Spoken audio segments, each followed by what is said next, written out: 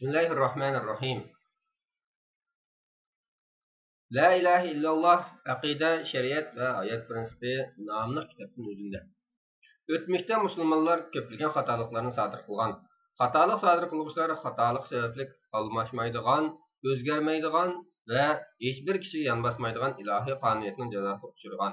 Ya'ni xristianlar kelib islom dunyosining xili ko'p joylarini bosib olgan. Mo'ng'ullar kelib islom davlatini vayron qilgan. İspaniya qo'ldan ketib, u yerdan musulmonlar qovlab chiqarilgan. Ularning hammasi ummatga tushgan qaqshatqich sababi bo'lgan. Chunki bu hadislar ummatning mavjudiyatining bir qismini vayron qilgan bo'lsa-mu, yanada bir qismi salomat qolgan yoki u hadislar islom dunyosidagi ma'lum bir joyni xarob qilgan bo'lsa-mu, biroq ma'lum joylar yanada o'z mavjudligini saqlab qolgan.